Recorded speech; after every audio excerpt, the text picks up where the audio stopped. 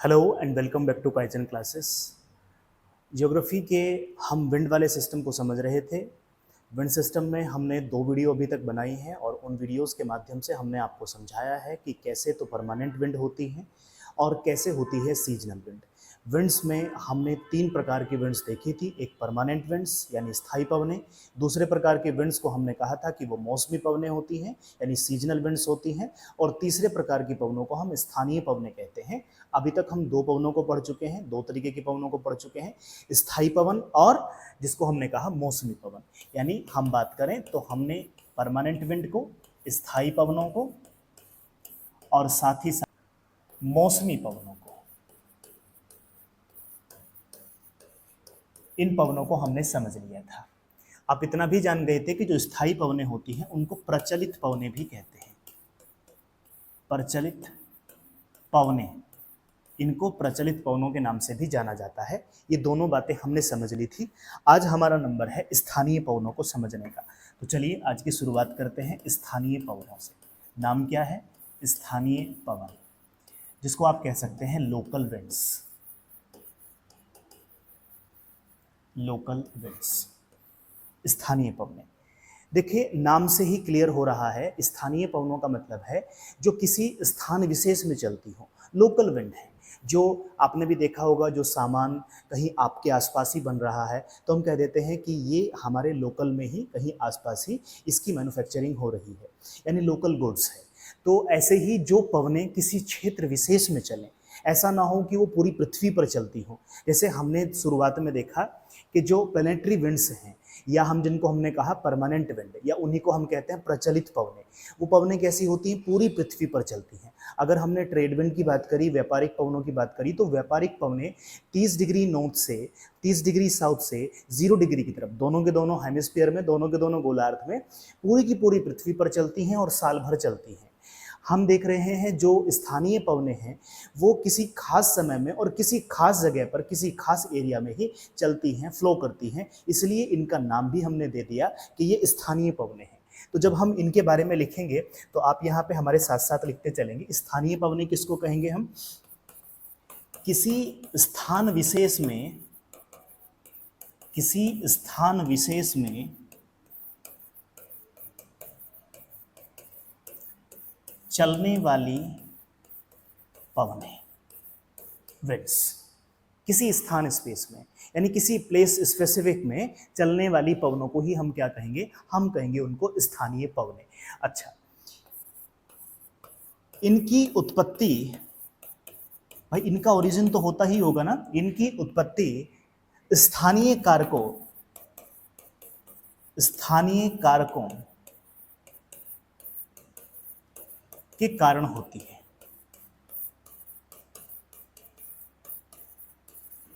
जैसा कि आप सब जान चुके हैं अभी तक की क्लासों में कि हवा के चलने का एक ही नियम है कि हवा हाई प्रेशर से लो प्रेशर चलती है। तो यहाँ भी चाहे वो स्थानीय पवन ही क्यों ना हो, वो भी हाई प्रेशर से लो प्रेशर की तरफ ही चलेगी।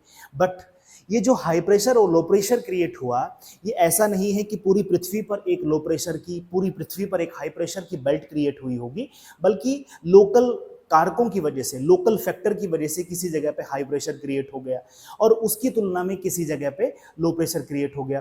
जैसे आप देख लेते हैं, अगर आप बहुत लोकल देखना चाहते हैं तो आप देखेंगे कि ग्रामीण क्षेत्रों में और शहरी क्षेत्रों में तापमान में अंतर रहेगा। तापमान में अंतर ही लो प्रेशर और हाई प्रेशर को क्रिएट कर देगा। इस तरीके से जैसे जैसे आप देखते हैं कि शुरुआत में अगर हम भारत की बात करें तो भारत में जैसे जैसे स्टार्टिंग में हम मई के आसपास की बात कर रहे हैं, मई की शुरुआत से, मई से जून तक जाते जाते धीरे धीरे तापमान बढ़ने लगता है। उसकी वजह से स्थानीय कारक जो है वो क्या हो जाते हैं? एक्टिव हो जाते हैं और उनकी वजह से तापमान में अंतर पड़ता है। तापमान में अंतर पड़ने की वजह से दाब में अंतर पड़ता है, प्रेशर में अंतर पड़ता है, और प्रेशर में अंतर पड़ने के कारण हवाएं चलने लगती हैं। तो हमने लिखा कि इनकी उत्पत्ति, इनका ओरिजिन भी जो है वो स्थानीय कारकों यानी लोकल फैक्टर्स की वजह से होता है। अगर हम बात करें कि ये कितनी ऊंचाई पर चलती हैं, कितनी ऊंचाई पर फ्लो करती हैं, तो हम कह सकते हैं कि ये पवनें क्षोभ मंडल, क्षोभ मंडल जिसको आप कहते हैं ट्रोपोस्फियर, क्षोभ मंडल की निचली परतों में चलती है, निचली परतों में चलती है। क्षोभमंडल आपको पता है कि जैसे ही हम बात करते हैं कि पृथ्वी के चारों ओर गैसों का जो आवरण है उसको हम वायुमंडल कहते हैं, एटमॉस्फेयर कहते हैं। और उसी एटमॉस्फेयर को हमने अलग अलग लेयर्स में बांटा है, जिसमें एटमॉस्फेयर की पहली सतह से, पृथ्वी के सरफेस से पहली लेयर है जिसको हम कहते हैं ट्रोपोस्फियर। तो उस ट्रोपोस्फियर में लोअर लेयर में ही ये हवाएं चलती हैं, यानी स्थानीय स्तर पर है, बहुत ऊंचाई नहीं होती है इनकी। ये इनके बारे में कुछ विशेषताएं हैं, किसके बारे में, स्थानीय पवनों के। अब यहाँ से जब भी आयोग सवाल बनाता है, आप चाहे ट्रिपल एससी की बात करें, चाहे पीएससी की बात करें या फिर यूपीएससी की बात करें, यहाँ से जो सवाल बनाता है वो एग्जाम्पल से सवाल बनते हैं। जैसे अलग अलग स्थानों पर जब हवाएं चलती हैं तो उनको अलग अलग नाम दिए जाते हैं, स्थानीय कारकों की वजह से ही। कई जगह पे हमने देखा किसी माउंटेन की वजह से किसी पवन को कोई नाम दे दिया, किसी घाटी की वजह से नाम दे दिया, किसी स्थान विशेष की वजह से नाम दे दिया। अगर मान लीजिए पवन की वजह से किसी जगह का, किसी बॉडी का, किसी वाटर बॉडी का कलर बदल गया तो हमने उसकी वजह से दे दिया। अगर किसी पवन की वजह से कहीं पे बारिश हो गई है और वो उस बारिश का कोई स्पेशल कलर है, जैसे हम देखते हैं कई बार पे सिरोको नाम की एक हवा है, उसकी वजह से रेड कलर की बारिश होती है तो उसको रुधिर वर्षा हमने कह दिया। इस तरीके से लोकल फैक्टर ही इसके नाम भी डिसाइड करता है, तो उसी नाम को मैच करने को देता है कि ये नाम कहाँ पर, इस नाम की हवा किस स्थान पर चलती है। ऐसे सवाल यहाँ से बनाए जाते हैं। ठीक है, हम आगे बढ़ने से पहले, एग्जाम्पल्स पर पहुंचने से पहले एक चीज यहाँ पे और समझ लेंगे कि ये जो पवनें हैं, कौन सी पवन, स्थानीय पवन, ये जो लोकल विंड्स हैं, ये लोकल विंड्स ठंडी भी होती हैं, ये लोकल विंड्स गर्म भी होती हैं, ये लोकल विंड शुष्क भी होती हैं, और ये लोकल विंड्स आर्द्र भी होती हैं, यानी ह्यूमिड भी होती हैं।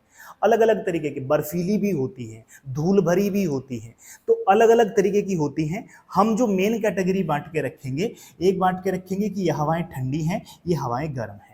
तो अब हम देखने वाले हैं कि कौन सी स्थानीय पवन कहाँ पे चलती है और उसका नेचर कैसा है, क्या वो ठंडी पवन है या फिर गर्म पवन है, और किस स्थान पर चल रही है। आइए इस बात को समझ लेते हैं। चलिए यहाँ पे देखते हैं। अब हमने यहाँ पे कुछ पीडीएफ लिया है यहाँ पे आप ही के लिए, ताकि आपको सहूलियत रहे, और ये पीडीएफ हम अपने टेलीग्राम चैनल पे भी प्रोवाइड कराएंगे। इसी वीडियो के लिंक डिस्क्रिप्शन बॉक्स में आपको इसका लिंक मिल जाएगा टेलीग्राम चैनल का, और वहाँ से आप इसे डाउनलोड करके नोट डाउन कर सकते हैं। तो हमारा टाइटल है कि विश्व की स्थानीय पवनों का वितरण या विवरण किस प्रकार है, वो हम बात करने वाले हैं। और सबसे शुरुआत में हम देखेंगे जो हमारी गर्म पवनें हैं उनको कहाँ कहाँ पर किस नाम से जाना जाता है। हम गर्म पवनों के बारे में बात करेंगे। एक तरफ हमने स्थानीय पवनों का नाम लिखा है, कौन से क्षेत्र में चलती हैं और इनकी प्रकृति कैसी है, गर्म है, ठंडी है, कैसी टेंडेंसी की ये है, उसके बारे में हम यहाँ बात करेंगे। एक एक करके समझते चलते हैं। शुरुआत करते हैं पहली पवन से, और पहली पवन का नाम, जैसा कि यहाँ आप देख पा रहे हैं, पहली पवन का नाम है चिनूक। तो चिनूक के नाम से आप एक हेलीकॉप्टर का नाम भी सुनते हैं। किस देश का है ये भी आपको पता चल गया होगा कि उसका संबंध यूएसए से है। तो आप देख रहे हैं चिनूक नाम की हवा है। अच्छा, चिनूक नाम की हवा, पहली बात तो आपको पता हो कि ये गर्म हवा है, क्योंकि अब हम सारी हवाएं, जब तक हम कहेंगे नहीं कि अब से हम ठंडी पवनें पड़ रहे हैं, तब तक सारी गर्म हवा ही होंगी। तो कहाँ पे चलती है, उत्तरी अमेरिका में। कौन सी पर्वतमाला है, रॉकी पर्वतमाला के पूर्वी ढाल पर चलती है, ईस्टर्न कोस्ट पे चलती है, ईस्टर्न स्लोप पे चलती है। रॉकी माउंटेन है, उसका जो ईस्टर्न कोस्ट है वहां पे चलती है कौन सी, चिनूक हवा। अब देखो यहाँ से दो सवाल बन गए आपके। कैसे सवाल बन गए, एक सवाल आपको आयोग कह सकता है चिनूक मैच द फॉलोइंग में देगा, चिनूक को मिलाने में देगा उत्तरी अमेरिका। दूसरा, उत्तरी अमेरिका ना देके आपको रॉकी माउंटेन दे सकता है, रॉकी पर्वतमाला दे सकता है। तो दो चीजें हम समझ गए यहाँ पे। अच्छा, प्रकृति टेंडेंसी कैसी है इनकी, गर्म है और आर्द्र है, यानी इनमें जल की मात्रा है, जलवाष्प इन ये ग्रहण करके रखती है।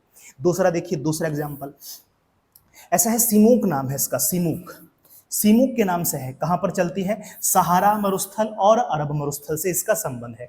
कैसी है, गर्म है, बट कैसी है, शुष्क है, यानी ड्राई है। ऐसा ही है एक हवा का नाम है काराबुरान। काराबुरान कहां पे चलती है, सिकियांग का तारिम बेसिन में चलती है। कैसी है, गर्म और शुष्क है। एक हवा है, बहुत बार इसके बारे में पूछता है, स्टार मार्क कर लेंगे ऐसी हवाओं को, खमसिन। खमसिन बार बार पूछता है। खमसिन चलती है मिस्र में, मिस्र उसी को जिसको आप इजिप्ट कहते हैं, इजिप्ट। जो आप देखते हैं अफ्रीका महाद्वीप के बिल्कुल उत्तर पूर्व में देखने को मिलता है आपको। तो वहां पे है मिस्र, तो मिस्र में चलती है खमशिन। कैसी है? गर्म और शुष्क पवन है। ऐसे ही आप देख रहे हैं एक पवन है गिबली, और इसका संबंध है लीबिया से, गर्म और शुष्क पवन है। ऐसे ही एक पवन का नाम है जिसको हम कह रहे हैं चिली, ये कहाँ पे चल रही है? ट्यूनीशिया में, गर्म और शुष्क पवन है। हरमट्टन बहुत बार पूछा जाता है, कुछ पवनें तो इसमें नहीं है पर कुछ पवनों के नाम तो बार बार आयोग आपसे पूछ रहा है। हरमट्टन कहाँ पे चलती है? सहारा डेजर्ट में चलती है, और सहारा डेजर्ट का संबंध आपको पता है कि अफ्रीका कॉन्टिनेंट के उत्तरी हिस्से से है। अफ्रीका महाद्वीप के उत्तरी हिस्से में सहारा मरुस्थल मिलेगा। कैसी पवनें हैं? गर्म और शुष्क पवनें हैं। इसके बाद देख लेते हैं कौन सी पवनें हैं। एक पवन है जिसका नाम है ब्लैक रोलर। नेक्स्ट पवन है जिसका नाम है ब्लैक रोलर। ब्लैक रोलर कहां पे चल रही है? उत्तरी अमेरिका के विशाल मैदानों में चलती है। कैसी पवन है? गर्म और शुष्क पवन है। ऐसे ही एक पवन का नाम है शामल, इराक और फारस की खाड़ी में। कहां पे चलती है? इराक और फारस की खाड़ी में, पर्शियन गल्फ से इसका संबंध है। ये भी गर्म और शुष्क पवन है। नॉर्वेस्टर न्यूजीलैंड में चलती है, गर्म और शुष्क पवन है। नॉर्वेस्टर भारत में भी चलती है, ध्यान रखना है स्थानीय पवनों में। ऐसे ही एक पवन है ब्रिक फील्डर, कहाँ पे चलती है? विक्टोरिया और ऑस्ट्रेलिया, गर्म और शुष्क पवन है। ऐसी एक पवन है सिरोक्को, कहाँ पे चलती है? कहाँ पे है इसका संबंध? सिरोक्को का संबंध कहाँ से? बहुत बार पूछा गया है। सिरोक्को का संबंध है भूमध्य सागर से, यानी मेडिटेरेनियन सी से। कैसी पवन है? कैसी पवन है? गर्म और शुष्क पवन है। एक पवन है लेवेश या लेस्ट, क्षेत्र विशेषकर स्पेन और कनारी द्वीप। कनारी द्वीप है एक अटलांटिक महासागर में, वहां के आसपास चलती है, गर्म और आर्द्र है। इसके बाद है सेंटा आना। सेंटा आना कैलिफोर्निया, संयुक्त राज्य अमेरिका से इसका संबंध है, गर्म और शुष्क पवन है। एक पवन का नाम है योमा। योमा नाम से ही क्लियर है, यामा, योकोहामा सब नाम जापान के हैं, तो योमा जापान की है, वो भी एक गर्म और शुष्क है। नेक्स्ट अगर आप पवन के बारे में बात करें तो नेक्स्ट पवन आप देख सकते हैं, उसका नाम है जोंडा। नेक्स्ट पवन है जोंडा, कहां पे है? अर्जेंटीना में है, गर्म और आर्द्र पवन है। एक पवन है लू, कहां पे चलती है? पाकिस्तान और उत्तरी पश्चिमी भारत में। कहां पे चल रही है? पाकिस्तान और उत्तरी पश्चिमी भारत में चलती है लू। आप सब परिचित हैं लू से। अब यहां तक आपने देख लिया, अब हम देख लेते हैं ठंडी पवनों को। फिर से हमने स्थानीय नाम लिया है, ठंडे क्षेत्र हैं ठंडी, और प्रकृति इसकी हम देखते चलेंगे। कौन से क्षेत्र में है वो देखेंगे हम। पहला है विलीवाव। विलीवाव कहाँ पे चलती है? अलास्का से संबंधित, ठंडी और शुष्क है, ध्यान रखना।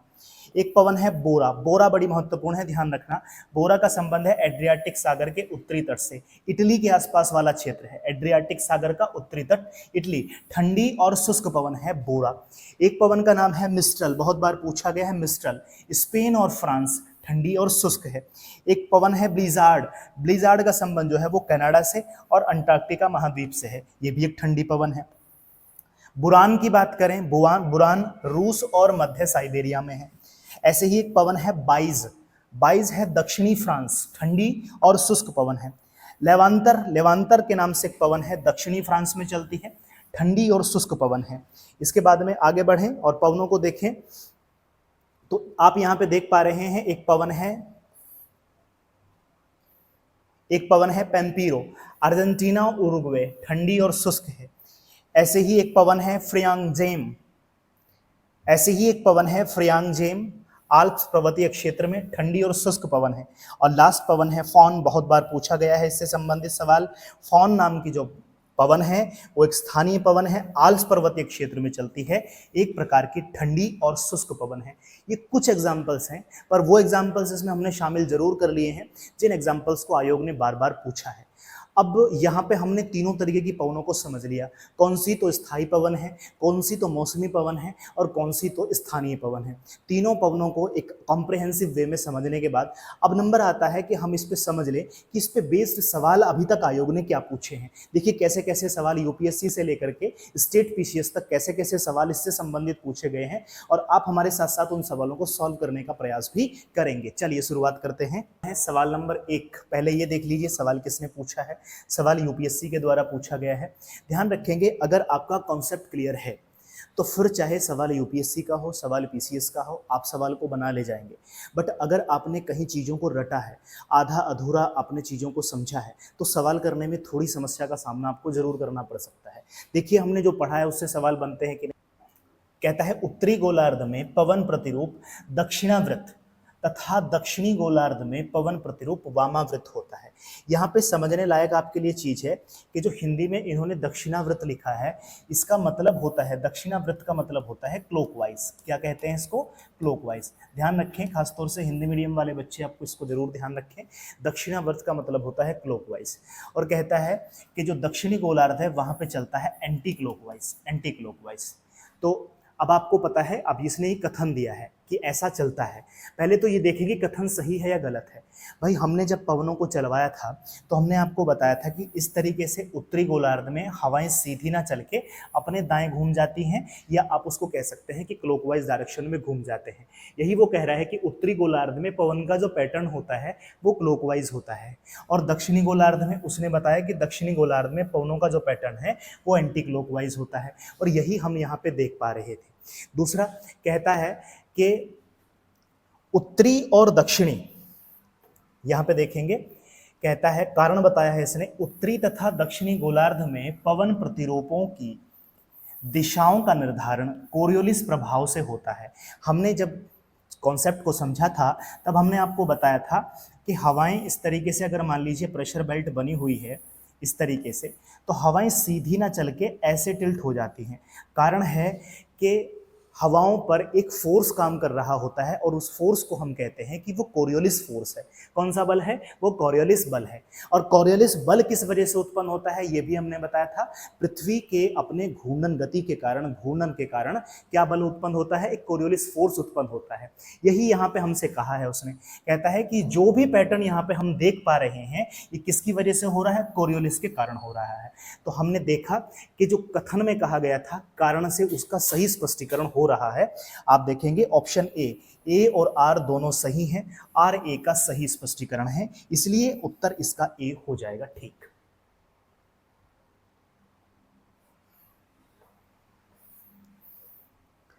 चलिए अब नेक्स्ट सवाल की तरफ बढ़ते हैं। देखिए सवाल नंबर 2। सवाल नंबर 2 में देखिए क्या कहा गया है। यहाँ भी अभिकथन यानी कथन और कारण दिया गया है। पहले कथन दिया गया है, ये एमपीपीसीएस ने पूछा है। देखेंगे, कहता है हवा के पैटर्न दक्षिणी गोलार्ध में घड़ी की सुई की दिशा में यानी दक्षिणावर्त, उत्तरी गोलार्ध में घड़ी की सुई की विपरीत दिशा में होते हैं। अब देखो इसने सवाल को बनाया है, अगर आपने सही से लैंग्वेज को नहीं पढ़ा तो आप कंफ्यूज हो जाएंगे। इसने कहा है दक्षिणी गोलार्ध में क्लॉकवाइज और उत्तरी गोलार्ध में एंटी क्लॉकवाइज, जबकि हमने तो पढ़ा कि उत्तरी गोलार्ध में तो क्लॉकवाइज, दक्षिणी गोलार्ध में एंटी क्लॉकवाइज। तो इसने तो उसका कथन ही गलत दे दिया। देखिए कारण में क्या दिया है, उत्तरी एवं दक्षिणी गोलार्ध में हवा के पैटर्न कोरियोलिस प्रभाव से निश्चित होते हैं, ये इसका ठीक है। तो अब आपको पहचानना है जहां कथन ए गलत हो और कारण आर सही हो। तो देखो ऑप्शन, इसमें आप देख रहे हैं ऑप्शन डी, ए गलत है आर सही है, तो ऑप्शन डी इसका सही उत्तर हो जाएगा। चलिए ऐसे ही हम नेक्स्ट सवाल की तरफ बढ़ते हैं। आप हमारे साथ साथ वीडियो को पॉज करके सवाल को सॉल्व करते जाइए। देखिए क्या कहा गया है। सवाल देखिए, पहले यूपीएससी ने पूछा है, फिर से अगर आपको कॉन्सेप्ट क्लियर है तो कोई भी आयोग आपसे पूछे। कहता है उत्तरी गोलार्ध की तुलना में दक्षिणी गोलार्ध में पश्चिम पवन अधिक सशक्त और स्थायी होती है, ऐसा क्यों है? कहा गया कि चूंकि हमारे पास ऐसे पृथ्वी है, कहता है कि उत्तरी गोलार्ध की तुलना में दक्षिणी गोलार्ध में पवन जो है वो ज्यादा स्टेबल होती है और ज्यादा सशक्त होती है, ज्यादा पावरफुल होती है, ज्यादा स्पीड से चलती है। कारण क्या है? अब हमें उस कारण पर चर्चा करनी है। तो देखिए अगर हम कारण की बात करें, पहले इसका देख लेते हैं। उत्तरी गोलार्ध की तुलना में दक्षिणी गोलार्ध में भूखंड कम है। अगर आप विश्व का मैप देखें तो आप ये बात समझ पाएंगे कि जो इन्होंने कहा है वो ठीक है। उत्तरी गोलार्ध में भूखंड जो है, लैंडफॉर्म्स जो है वो ज्यादा है कंपैरेटिवली दक्षिणी गोलार्ध यानी सदर्न हेमिस्फीयर। कहता है उत्तरी गोलार्ध की तुलना में दक्षिणी गोलार्ध में कोरियोलिस बल अधिक होता है। अब देखिए ये तो कहीं कोई लॉजिक नहीं हुआ, क्योंकि कोरियोलिस बल तो दोनों जगह होता है। ऐसा नहीं है कि केवल उत्तरी गोलार्ध में होता है या दक्षिणी गोलार्ध में होता है, या एक गोलार्ध में ज्यादा एक गोलार्ध में कम होता है, ऐसा हमने कहीं नहीं बताया। तो ऑप्शन ए इसका सही हो जाएगा। कथन कौन सा सही है ये पूछा है, तो कथन एक इसका सही उत्तर हो जाएगा। चलिए नेक्स्ट सवाल की तरफ बढ़ते हैं। देखिए सवाल में क्या कहा गया है। अब हमसे कुछ नाम पूछे गए हैं। कहता है गरजता 40, प्रचंड 50, चीखता साठा क्या है? क्या ये समुद्री तूफान है, दक्षिणी गोलार्ध में पश्चिमी पवनें हैं, या फिर उत्तरी गोलार्ध में पश्चिमी पवनें हैं, प्रशांत महासागरीय धाराएं हैं? हमने आपको बताया था कि जो पछुआ पवनें हैं, जिनको हम पश्चिमी पवनें भी कह सकते हैं, वेस्टर्लीज जिनको हम कहते हैं, वो पवनें चलती हैं, आप देखेंगे 30 डिग्री से 60 डिग्री के बीच में, दोनों के दोनों गोलार्ध में चलती हैं। क्योंकि दक्षिणी गोलार्ध में स्थलखंड उस स्थान पर 30 डिग्री से 60 डिग्री के बीच में स्थलखंडों का अभाव पाया जाता है, लैंडफॉर्म्स कम है, वहाँ पे लैंड कम पाया जाता है, इसलिए वहाँ पे हवाएं ज़्यादा स्टेबल, ज़्यादा प्रचंड रूप में चलती हैं, ज़्यादा तेज़ी से चलती हैं, और उनसे एक अलग तरीके की आवाज़ उत्पन्न होती है। जैसे आपने देखा होगा कि जब हवा तेज़ी से तूफान आया होता है और आपके घर की विंडो से तेज़ी के साथ में या किसी बारीक से छेद से जो तेज़ी के साथ में हवा आती है तो उसके साथ में एक आवाज़ आती है, तो ऐसे ही वहाँ पर आवाज़ होती है। तो उस आवाज़ के कारण इनको हमने कहा 40 डिग्री के आसपास गरजता चालीसा कहा जाता है, 50 डिग्री के आसपास पछुआ पवनों को प्रचंड पचासा कहा जाता है, और 60 डिग्री के आसपास इनको चीखता साठा कहा जाता है। तो कहता है कि ये क्या है, तो हम देखो यहाँ उत्तरी और दक्षिणी दोनों दिया है, हम कहेंगे दक्षिणी गोलार्ध में ये पश्चिमी पवने हैं, यानी पछुआ पवने हैं, इनको पश्चिमी पवने कहें या आप कहें इनको पछुआ पवने। तो दक्षिणी गोलार्ध में चलने वाली पछुआ पवनों को ही हम क्या कहते हैं? चीखता साठा, प्रचंड पचासा, और या हम कहें गरजता चालीसा, इनके नाम से हम इनको जानते हैं। तो आप देख सकते हैं ऑप्शन बी इसका सही उत्तर हो जाएगा सवाल नंबर 4 का। चलिए सवाल नंबर 5 की तरफ बढ़ते हैं। क्या कहता है? तूफानी चालीसा यानी रॉरिंग फोर्टीज के बारे में निम्नलिखित कथनों पर विचार कीजिए। फिर से वही है, पछुआ पवनों के बारे में पूछा है और 40 डिग्री के आसपास ये चलती है। ये उत्तरी और दक्षिणी दोनों गोलार्ध में निर्बाध रूप से बहती हैं। ये बड़ी शक्ति और स्थिरता के साथ बहती हैं। देखो ये तो है, अगर यहाँ तूफान, अगर ये हमें देता यहाँ पे पछुआ पवने, तो ये ऑप्शन ए जो 1 नंबर इसने बनाया है ये ठीक हो जाता, पर चूंकि ये तूफानी चालीसा, इनको नाम जो दिया गया वो दक्षिणी गोलार्ध में दिया गया, तो अब हम क्या कहेंगे? ये उत्तरी और दक्षिणी गोलार्ध में निर्बाध रूप से बहती, ये उतना ठीक नहीं है। हम क्या कहेंगे? ये बड़ी शक्ति और स्थिरता से बहती। ये तो हमें पता है, अभी हमने कहा। अच्छा, इनकी दिशा सामान्य तौर पर दक्षिणी गोलार्ध में उत्तर से पूर्व की ओर होती है, उत्तर पश्चिम से पूर्व की ओर होती है। ये भी अपने आप में ठीक सवाल है। नेक्स्ट है जो है मेघाच्छादन। नेक्स्ट है मेघाच्छादन आकाश यानी बादल वाला आकाश, वर्षा, खराब मौसम इनके साथ सामान्य तौर पर संबंधित रहते हैं। एकदम ठीक बात है। तो आप देख सकते हैं 2, 3, 4 ये ठीक है और एक उतना ठीक नहीं है अगर तूफानी चालीसा दिया है उसके संदर्भ में। तो आप देखेंगे 2, 3, 4 किस में दिया गया है? तो ऑप्शन बी आप देख रहे हैं, यूपीएससी ने ये सवाल पूछा है 2000 में, सन 2000 में, और ऑप्शन बी इसका सही उत्तर हो जाएगा। बड़ी शक्ति और बड़ी स्थिरता के साथ में रॉरिंग फोर्टीज बहती हैं। इनकी दिशा सामान्य तौर पर दक्षिणी गोलार्ध में उत्तर पश्चिम से, अगर आप देखेंगे उत्तर पश्चिम से लेकर के ये पूरब की तरफ बहती हैं। बादल, आकाश में बादल बनना, वर्षा या खराब मौसम इनकी पहचान है, इनसे जुड़े हुए रहते हैं। तो ये हो जाता है ऑप्शन बी इसका सही उत्तर हो जाएगा। चलिए नेक्स्ट सवाल की तरफ बढ़ते हैं। सवाल में दिया गया है, देखिए 2 सवाल यहाँ पे एक साथ हैं, उनको देख लीजिए कौन कौन सा उत्तर होगा इनका। विश्व के किस समुद्री क्षेत्र में लंबी चालीसा पवनें प्रवाहित होती हैं? फिर से देखिए उन्हीं पे सवाल हो रहा है। उत्तरी सागर में, हिंद महासागर में, कैरेबियन सागर में, कोरल सागर में।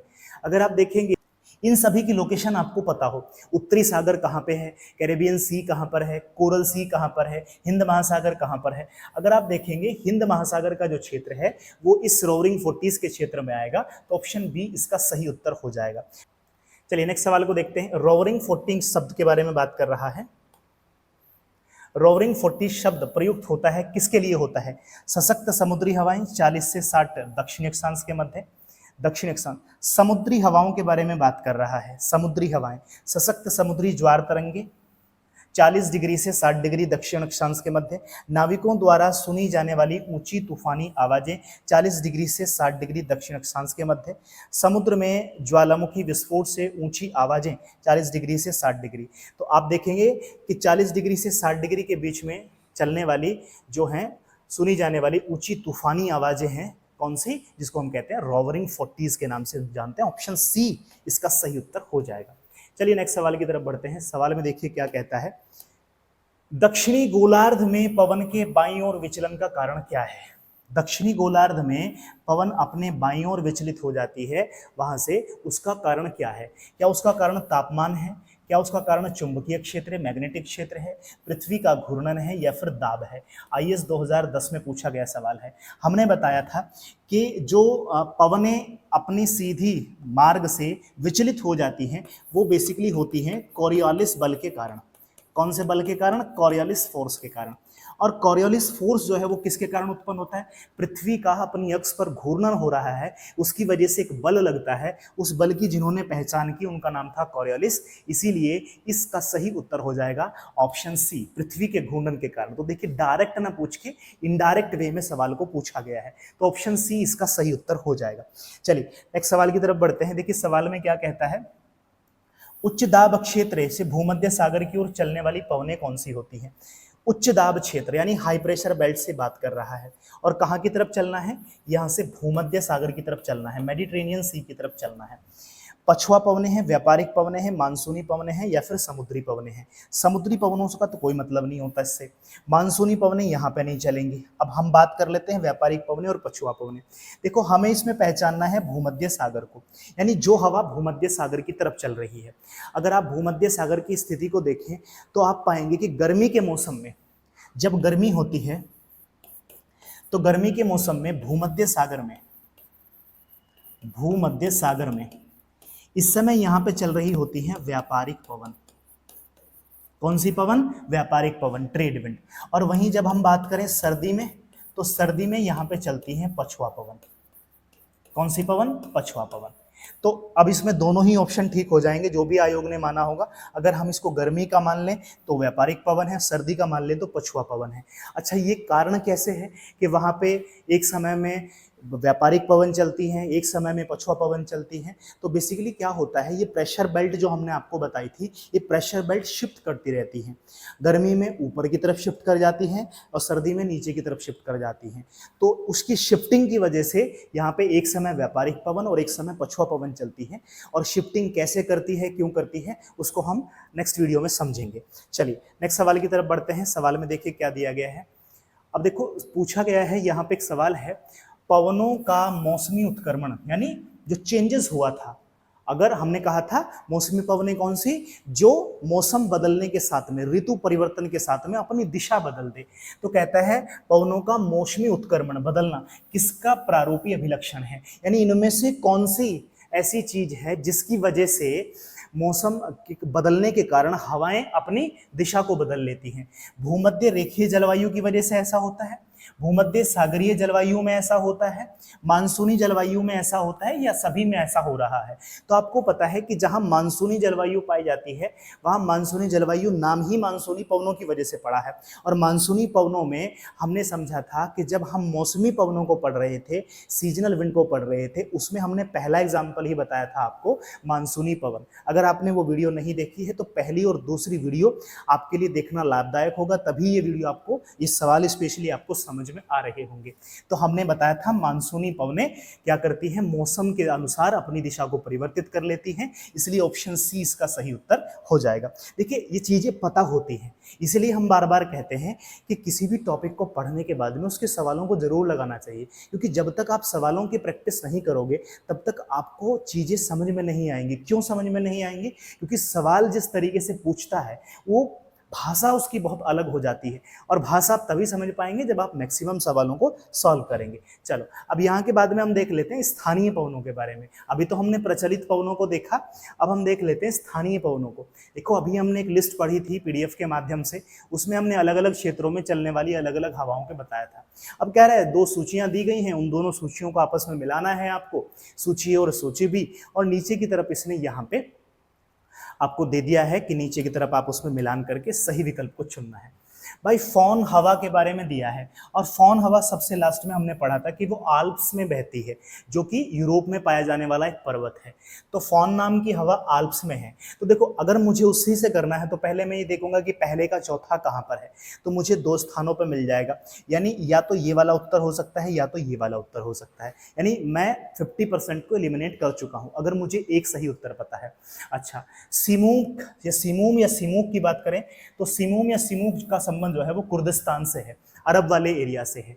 सेंटा आना की अगर आप बात करेंगे तो सेंटा आना का संबंध कैलिफोर्निया से है, हमने पढ़ा था सेंटा आना कैलिफोर्निया में और संयुक्त राज्य अमेरिका में। अभी हम आपको पीडीएफ देंगे, आप उसमें मिला सकते हैं। जोंटा का संबंध जो है वो अर्जेंटीना से। अब आप सही सीधे सीधे तौर पर मिला सकते हैं, दूसरे का दूसरा जिसमें दिया हो, दोनों में ही दूसरे का दूसरा है, तीसरे का तीसरा दिया हो, ये आप देख रहे हैं, और चौथे का पहला दिया हो, यानी ऑप्शन बी इसका सही उत्तर हो जाएगा। ये सवाल है आपके सामने, ये ऑप्शन है, वीडियो को पॉज करके आप इसे सॉल्व करेंगे। चलो नेक्स्ट सवाल की तरफ बढ़ते हैं। देखिए सवाल में क्या दिया गया है। दो सवाल आपकी स्क्रीन पर है, वीडियो को पॉज कर लीजिए, सवाल को सॉल्व कीजिए। फॉन एक स्थायी पवन है, चीन की, जापान की, कोरिया की या स्विट्जरलैंड की। स्विट्जरलैंड या यूरोप में है, हमने बताया था कि ये कहाँ पे चलती है, आल्प्स पर्वत के आसपास में चलती है, स्विट्जरलैंड की है। ऑप्शन डी इसका सही उत्तर हो जाएगा। कहते हैं कौन सा सही सुमेलित नहीं, ऐसे शब्दों को जरूर देख लेते हैं। फॉन आल्प्स पर्वत अभी हमने देखा, तो एकदम ठीक है। बोरा पोलैंड में है, मिस्ट्रल राइन घाटी में बहती, अभी हमने देखा एकदम सही है। खमसेन हमने निशान ही लगवाया था कि भाई खमसेन इजिप्ट में बहती है। ये जो बोरा है ना, बोरा का संबंध एड्रियाटिक सी से और इटली से है, पोलैंड से नहीं है। तो ऑप्शन बी इसका सही उत्तर हो जाएगा, यानी जो गलत है, ऑप्शन जो गलत है, ऑप्शन बी इसका सही उत्तर हो जाएगा। ये सारे सवाल हमने पीडीएफ में अभी देखे थे, इनकी व्याख्या को, और आप बस हम इनको सॉल्व कर रहे हैं, देख रहे हैं कि जो हमने सीखा है उसको हम कैसे इंप्लीमेंट कर सकते हैं। नेक्स्ट सवाल में पूछा गया है कौन सुमेलित नहीं है। चिनूक हमने हेलीकॉप्टर के नाम से संयुक्त राज्य अमेरिका बताया था। सिरोको नाम की पवन जो है वो सिसिली में बताया जा रहा है। ब्लिजार्ड का संबंध चिली से है। नॉर्वेस्टर भारत में बहती है। देखो ये तो सब चीजें ठीक है, पर ब्लिजार्ड का संबंध चिली से नहीं है, ब्लिजार्ड का संबंध तो कनाडा और यूएसए से है, यूएसए और कनाडा वाले एरिया से है। ये सिरोको ठीक है, सिसिली इसमें दिया गया है, तो ऑप्शन सी गलत है और सही उत्तर इसमें ऑप्शन सी। चलिए नेक्स्ट सवाल की बात कर लेते हैं। सवाल में कहा गया है कौन से स्थान पर रुधिर वर्षा होती है। रुधिर वर्षा का मतलब है ब्लड रेन की बात कर रहा है। इटली में, फ्रांस में, कनाडा में या स्पेन में। आप देखेंगे इसका सही उत्तर तो है इटली में। कैसे होता है कि सहारा डेजर्ट है अफ्रीका महाद्वीप के उत्तर में, अफ्रीका महाद्वीप के उत्तर के ऊपर ही जस्ट भूमध्य सागर है। आप मैप को खोलिए, मैप में देख सकते हैं। तो क्या होता है कि सहारा डेजर्ट से जब हवाएं ऐसे चलती हैं, इस तरीके से जब हम देखते हैं, तो सहारा डेजर्ट से इस तरीके से, यहाँ पे सहारा डेजर्ट है, यहाँ से हवाएं चलती हैं, इसमें रेत के कण हैं। तो ये सहारा डेजर्ट से चलने वाली हवाओं को हम कहते हैं सिरोको। ये सिरोको हवाएं भूमध्य सागर से जल को ग्रहण करती हैं और इटली के तट पर बारिश करती हैं। इसमें लाल रेत के कण पाए जाते हैं, इसलिए जब इटली में वर्षा होती है तो वो ऐसा लग जाता है कि जैसे पूरी की पूरी सतह किसी ने रंग दिया हो, यानी ब्लड डाल दिया हो। इसलिए कहा जाता है इसको कि वो ब्लड रेन है। इस तरीके से इसका उत्तर ए हो जाएगा। चलिए नेक्स्ट सवाल की तरफ बढ़ते हैं। देखिए सवाल में क्या कहा गया है। सवाल में कहता है स्थानीय वायु का नाम दिया गया है, संबंधित देश दिए गए हैं, और कहते हैं कौन सुमेलित नहीं है। सिरोको का संबंध फ्रांस से है, बोरा का संबंध इटली से है, ब्लिजार्ड का संबंध कर्नाटका से। आपको भी पता है कि इसमें ऑप्शन ए गलत है, क्योंकि सिरोको का संबंध फ्रांस से नहीं है, सिरोको का संबंध सहारा मरुस्थल से है, या फिर इटली से है, या फिर इजिप्ट। संयुक्त राज्य अमेरिका के मध्य मैदानों पर चिनूक हवाओं का क्या प्रभाव होता है। चिनूक हवाएं जो चलती हैं, और आपको पता है चिनूक हवाएं एक प्रकार की गर्म हवाएं होती हैं, तो क्या होता है, जाड़े का तापमान बढ़ जाता है, गर्मी का तापमान कम हो जाता है, सामान्य तापमान रहता है, तापमान पर कोई असर नहीं पड़ता। नहीं भाई, जाड़े का तापमान बढ़ जाता है, इसलिए तो चिनूक हवाओं को हम क्या कहते हैं, इनको हम कहते हैं हिमभक्षी, स्नो ईटर। इनको हम कहते हैं कि ये स्नो ईटर हैं, जो स्नो को ईट कर जाती हैं, खा जाती हैं, समाप्त कर जाती हैं। तो ये वहाँ पे क्या करती हैं, जाड़े में तापमान को बढ़ा देती हैं, और जो वहाँ पे बर्फ़ पड़ी होती है, स्नोफॉल होता है, वो मेल्ट हो जाता है। इसलिए इनको कहा जाता है चिनूक को कि ये स्नो ईटर हैं, यानी हिमभक्षी हैं। ये कुछ सवाल हमने देखे जो स्थानीय पवनों से और प्रचलित पवनों से संबंधित थी। तो ये हो जाता है हमारा विंड सिस्टम का कंप्लीट टॉपिक। इसके बाद में फिर नए किसी टॉपिक के साथ में मिलेंगे, उसको भी पूरा का पूरा 360 डिग्री के एंगल से समझेंगे। तो चलिए मिलेंगे नेक्स्ट वीडियो में, तब तक के लिए धन्यवाद।